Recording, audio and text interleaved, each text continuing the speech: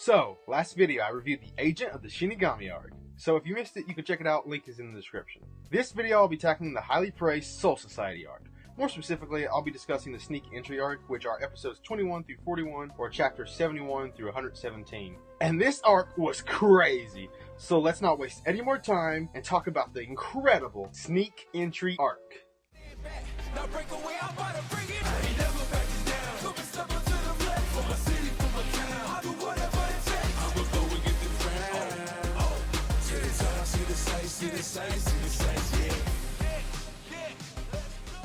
Our crew finally makes it into the Soul Society, and it isn't what I expected it to be. I don't know why, but I had this image that it would be more like heaven with the way it was talked about, but it's actually more similar to the human world, in that people live in these little homes in different districts and form families. There's a day and night cycle. Despite the fact they shouldn't get hungry, some of them do. It's complicated. Also, people are born in this world who aren't Soul Reapers, so I'm confused on how that works. Like, what determines if you're born in the human world versus here in the Soul Society? Maybe that got explained and I missed it. There are rich districts and poor districts, so that means there's a money system. It's way more complex than just off-brand heaven, which is what I was thinking. Now that I'm thinking about it, it sounds ridiculous considering there are literal people with swords walking around. Anyways, our crew is faced with their first task, which is getting past Jidambo, who is the guardian of the gate to the Seratag. Ichigo fights him in a one-on-one and wins. Jidambo starts crying as Ichigo broke his axes, and so Ichigo comforts the big guy, which snaps him out of it, and he decides since Ichigo is such a kind guy, he'll open the gate for him. Only for Captain Ichimaru, who is not at all creepy with his constant smiling and never opening his eyes, shows up and cuts Jidambo's arm and blasts him and Ichigo away with his Zanpakuto, which causes the gate to close again.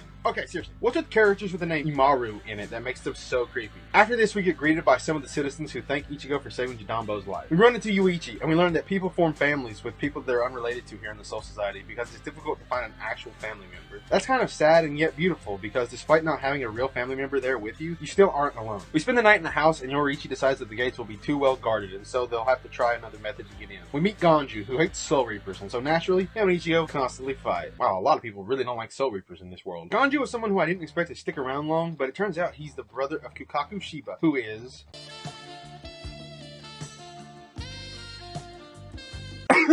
Sorry, what was I saying? Oh yeah, the love of my life, Kukaku is a fireworks technician, and she's the one who will help us enter the Seratag by launching us into the sky. Ruki's execution date has been changed to 14 days from now, and she's put in this white tower where she can see the weapon that they'll use to execute her, the Sokyoku. I didn't expect for our time limit to get shorter and shorter as we progress through this arc, which I actually really like because it puts more pressure on the characters to kind of speed things up and get going. Renji informs Rukia that one of the Ryoka who entered the Soul Society has a long sword and orange hair. We finally get to see the man I've heard is a fantastic villain, Aizen. And he's nice? Wait, what? I've got some theories on this guy, but I'll save them for when we talk about the twist that happens in this arc. For now, he's actually telling Renji that Rukia's entire execution is strange. After all, while she did commit some serious crimes, they weren't serious enough for all this. Before he can say any more, an alarm goes off calling for all captains to meet. Renji is on his way to the conference room, and we get introduced to two other characters, Momo Hinamori, who is a lieutenant to Squad 5, and very important in this arc, might I say, and...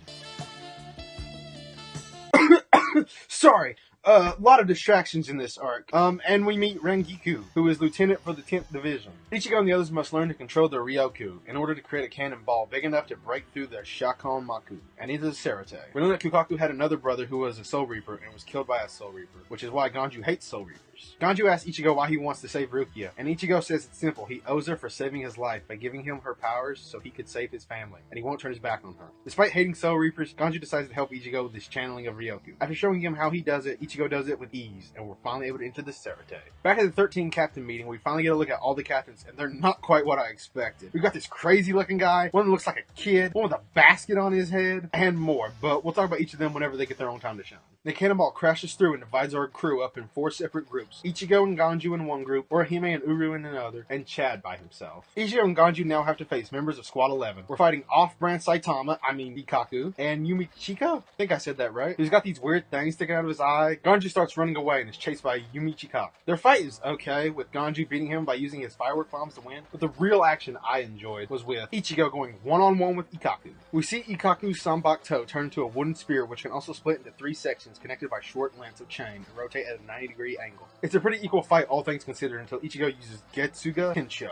a surge of blue energy that cuts Ikaku. Ikaku charges at Ichigo, and he uses Getsuga Tensho once more, and wins the fight. I think this was a great fight, and at the time I thought this was the best fight in Bleach, but before this arc is over, we get even more great fights. You know what I'm talking about. Even though he lost, Ikaku is willing to tell Ichigo where Rukia is being held, and also warns him to watch out for his captain, Kenpachi, who we've seen getting lost constantly on his way to find Ichigo and the others. Wonder if him and Zoro are related. Real quick, I do want to say that Kenpachi's design is crazy. I mean, the guy is crazy himself, but man, what a sick looking character. Seriously, I love the designs of all these characters in Bleach. Each captain is so unique and stands out. I really can't wait to dive deep and talk about each one of them individually when we get more time to talk about them. Especially Kenpachi. We get to Orihime and Uryu, and they're facing 7th Division's 4th seat Jirobo, who snuck up behind Orihime. But the GOAT, Uryu, is quick enough to save him. Jirobo uses the incredible tactic of throwing sand in your opponent's eyes and uses it against Uryu. Orihime then uses her ability to attack Jirobo, but he slices through Tsubaki, leaving him too hurt to fight. This means Orihime can't do anything against Jirobo, leaving Uryu to use his new version of his bow to fight Jirobo alone. Jirobo transforms his Zanpakuto, which becomes dozens of spinning, radically symmetrical dual-edged blades, which I didn't think is something that could happen, but hey, that's pretty unique and cool. But this means nothing, as Uryu easily destroys all of them and defeats Jirobo. We get a look at the 12th captain, and he is crazy looking. Like, is this makeup? Is this what he naturally looks like? What is this man?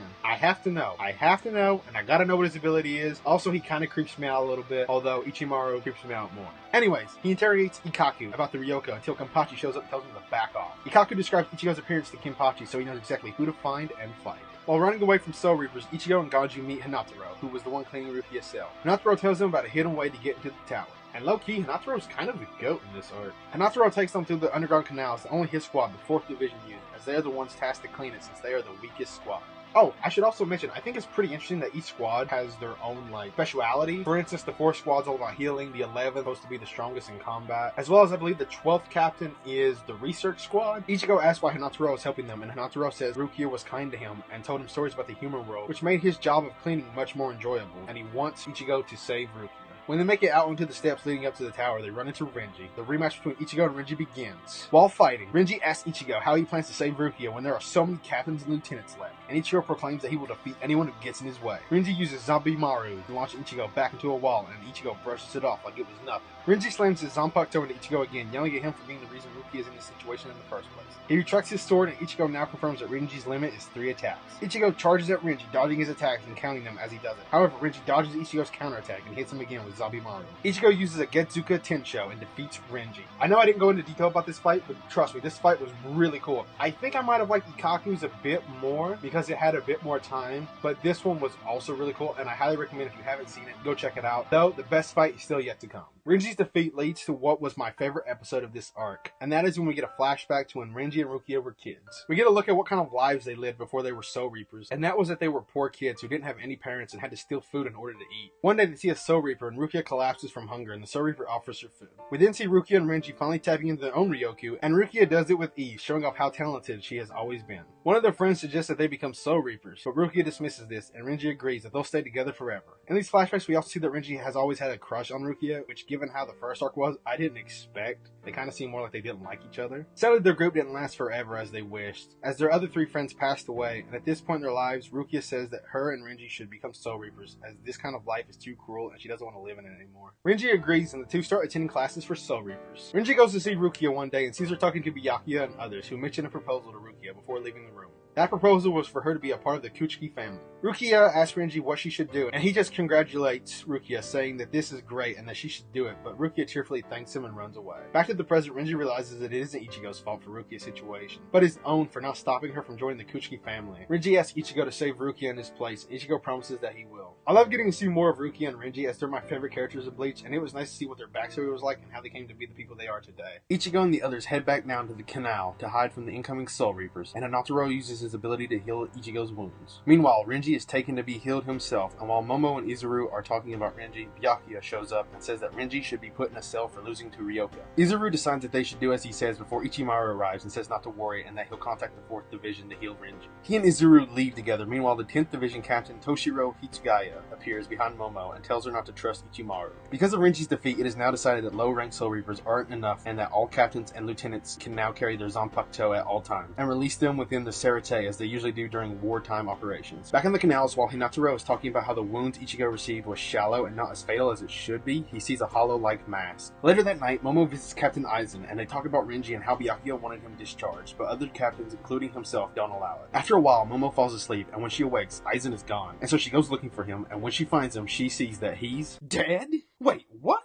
Okay, I know I should probably wait, but I've got some theories on this, because I've heard Aizen is a great villain, but he can't be faking his own death, as 4 Squad Captain later on, while examining his body, says it's not a Gigai or anything, it's really him and he's dead. So this gives me several ideas. Number 1, he faked his death, and she's in on it, and she's a villain as well. Number 2, he for some reason would have a twin brother also named Aizen, which, I mean, okay, that one I admit is a little out there, but there's been crazier things that have happened. Or 3, what most likely is the case, outside of 1, is that he's dead, but will now become a plus, which will get turned into a hollow, and because he was a Soul Reaper turned into a hollow, he'll be super strong. And bam! He's the villain I've heard about. Or I could be way off track. Okay, theory rant over. Back to the story. When Ichimaru shows up, Momo remembers her being warned not to trust him, and comes to the realization that he was the one who killed Aizen, and tries to attack him, only for his lieutenant Zuru to block her attack. Momo releases her Zanpakuto, which can shoot fireballs. Hitsugaya intercepts them and stops them from fighting, and has them both arrested. Hitsugaya tells Gin if he hurts Momo, he will kill him, and that is a fight I desperately want to see in the next half of this arc.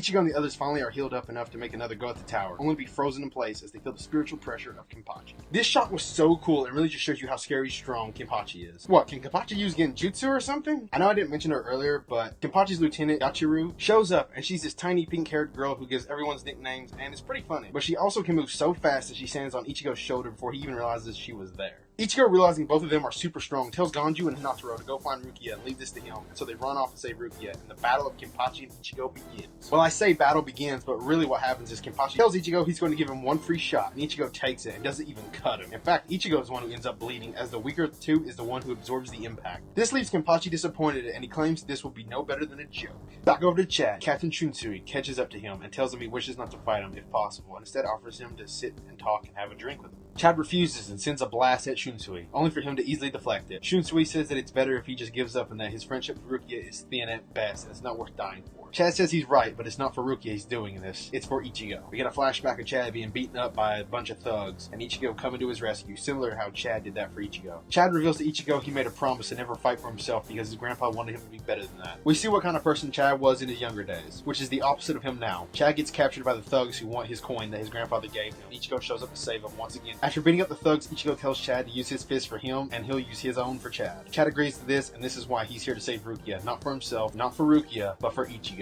He goes for one last punch, but in the end loses and gets cut by Shunsui. Back to the fight of Kenpachi and Ichigo. Kenpachi talks about how he is so strong that he handicaps himself by wearing the bells in his hair to help his opponent, and also the eye patch he's wearing isn't because he's missing an eye, but instead suppresses his Ryoku. He stabs through Sengetsu, causing it to snap into two. Damn, Ichigo's sword breaks almost as much as Tanjiro's does. Kenpachi begins to walk away as Sengetsu appears in front of Ichigo, asking him if he wishes to fight, survive, or win. Ichigo says he wants to win, and Sengetsu transports him back to what I assume is his inner mind, and has him fight a clone or maybe a hollow version of Ichigo. Ichigo's able to defeat him though and take back Sengetsu. Ichigo stands up and his Ryatsu is surging through him, causing this big blue energy to surround him, and even his eyes turn blue, and he's able to cut Kenpachi several times with ease now. Though despite all these cuts, Kenpachi is still just laughing and having a good time. And he takes off his eye patch, which has several mouths that was keeping his Ryatsu suppressed, and him and Ichigo charge at each other and attack. Ichigo falls first, but Kenpachi tells him that he won and then collapses. This fight was absolutely incredible and the best fight in Bleach so far, and if you haven't seen it, go watch it. Seriously, I had chills when they both charged up their Ryatsu and charged at each other. I think if nothing else, this fight alone cemented me as a Bleach fan. Yaichi thanks Ichigo for making Kenpachi happy by fighting him and tells him to live so he can play with Kenny again. Yoriichi shows up and praises Ichigo for defeating a captain and heals him.